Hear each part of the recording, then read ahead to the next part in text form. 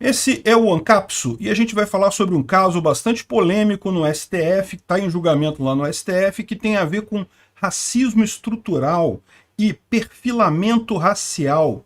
Será que isso vai trazer alguma coisa positiva na ação da polícia aqui no Brasil? Vamos entender esse assunto. Essa notícia foi sugerida por Speedrun do Molusco para acabar com o país, 2 estados em uma moto e várias outras pessoas. Obrigado aí ao pessoal que sugeriu a notícia. Obrigado a você que está assistindo o nosso vídeo. Se você gosta do nosso conteúdo, por favor, deixe o seu like e se inscreva aqui no canal, né? Pois bem, olha só que coisa, né? Eu vou contar qual é o caso primeiro e depois eu vou discutir a tese que está sendo usada aqui e as implicações dessa tese.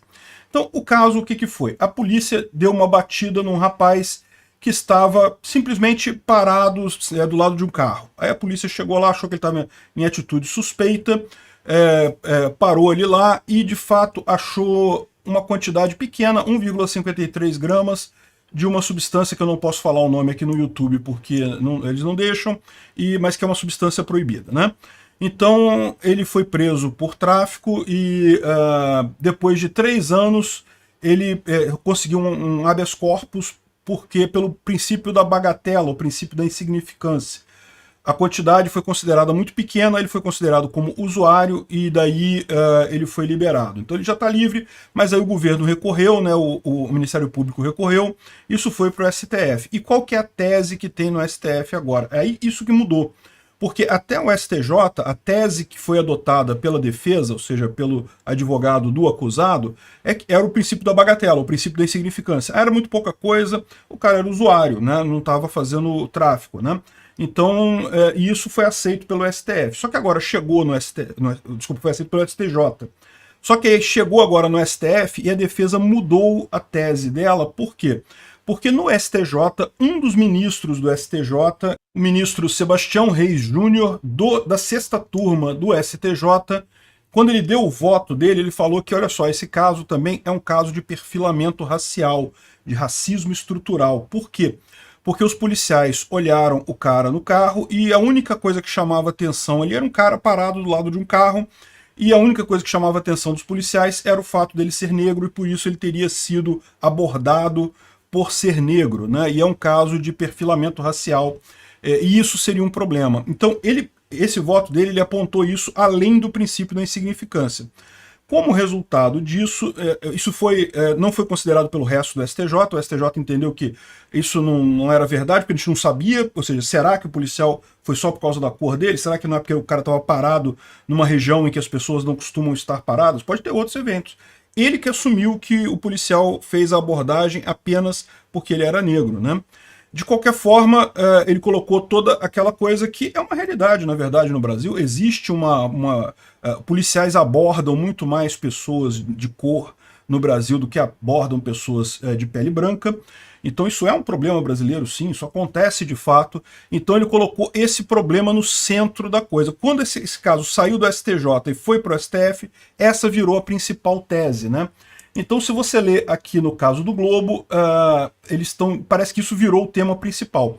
A defesa arguiu isso lá no STF, a Lindora Araújo discordou, falou que não se pode transformar um crime de tráfico em racismo, ou seja, o cara vai ser solto, tá? Por um lado ou por outro. Realmente uma quantidade pequena dessa substância, o cara devia ser usuário e coisa e tal, não tem por que o cara estar preso. Mas a questão toda qual que é o problema dessa história? Porque se você realmente admitir essa tese que a abordagem de uma pessoa exclusivamente por ela ter uma determinada cor da pele é inválida, isso invalida o processo, isso vai tornar vai invalidar um monte de processos, porque qualquer caso em que a pessoa tenha sofrido uma abordagem na rua e a pessoa for de cor, ela vai poder alegar que o caso dela também foi racismo estrutural.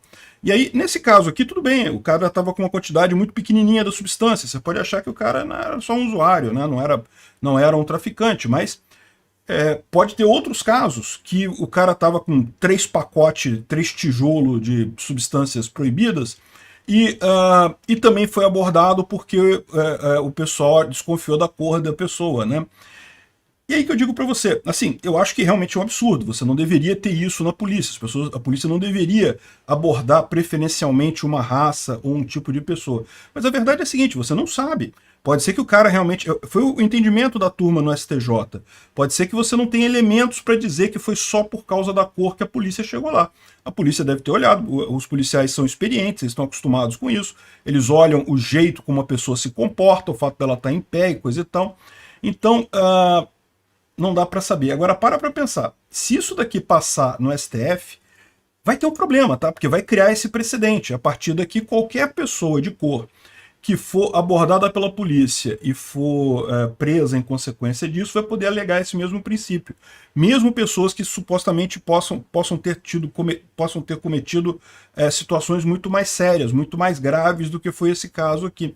Esse caso foi um caso pequeno, realmente não tem, caiu até pelo princípio da bagatela, a prisão dele, mas no final das contas, essa tese do racismo estrutural é uma tese complicada. É complicada pelo seguinte, como eu falei, então você está dizendo que não existe racismo estrutural, que a polícia não aborda mais negros do que... Não, eu concordo, estou dizendo que sim, isso acontece. De fato, a polícia brasileira acaba desconfiando mais de pessoas de cor do que pessoas de pele branca. E isso, eu concordo, é um problema, não deixa de ser uma forma de racismo. E não sei o que lá. O problema que eu vejo aqui é com a lógica de se inverter essa coisa. Da polícia precisar provar que não foi por causa da cor que fez a abordagem no cara. Isso pode trazer uma reviravolta em inúmeros processos na justiça. Muita gente que foi condenada vai lembrar que lá no início foi condenado porque o policial fez uma busca nele e acabou encontrando a coisa. E aí vai poder dizer, não, mas peraí, eu sou meio moreninho, pronto, foi perfilamento racial que levou a essa prisão, né? Enfim, a gente não tem ainda o resultado do julgamento, ainda está em curso esse julgamento.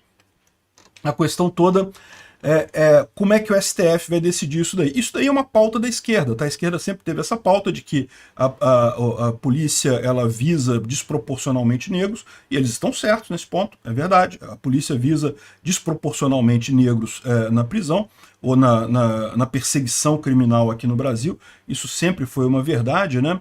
Agora, o problema que eu vejo nisso daí é que se você mudar essa lógica, daqui para frente polícia nenhuma mais pode fazer busca em ninguém que for negro. Pode fazer busca em branco, não tem problema, porque em branco não vai colar esse argumento, né? Mas se a pessoa for negra ou for mulata, qualquer abordagem na rua pode ser chamada de perfilamento racial ou pode ser chamada de racismo estrutural, e daí essa abordagem vai ser invalidada, qualquer prova colhida a partir dali é inválida. Mas esse é o problema, porque isso vai se aplicar, esse precedente, se surgir, vai se aplicar não só a esse caso, mas a qualquer outro caso similar. Então vai ter um monte de gente sendo liberada aí por isso, né? Bom, e o que eu acho do ponto de vista libertário nesse tipo de coisa? Bom, do ponto de vista libertário, vocês sabem, na ética libertária, ninguém pode sair abordando as pessoas na rua aleatoriamente, isso não existe, né? Então eu acho que isso já é uma violência por si só, independente de serem pessoas de cor, ou de não ter cor, de ser branco, é uma violência de qualquer forma. Então, eu acho positivo. Tomara que o STF julgue de acordo com a esquerda, que vai ser um caos completo no Brasil, mas eu acho positivo, do ponto de vista libertário, está correto. Além do que, questão de tráfico de substâncias proibidas, vocês sabem, no ponto de vista libertário também não tem nada. Se a pessoa usa aquilo porque quer, o que eu tenho a ver com isso, né? Enfim, vamos ver aí o resultado desse julgamento. Vai ser curioso esse caso, hein? Obrigado por assistir o vídeo até o final. Além de curtir, compartilhar e se inscrever no canal, considere se tornar patrocinador com valores a partir de R$ 1,99. Clique no botão Seja Membro abaixo para saber as condições e vantagens de patrocinar o canal. Mais informações sobre o nosso projeto, visite nossos sites indicados na tela.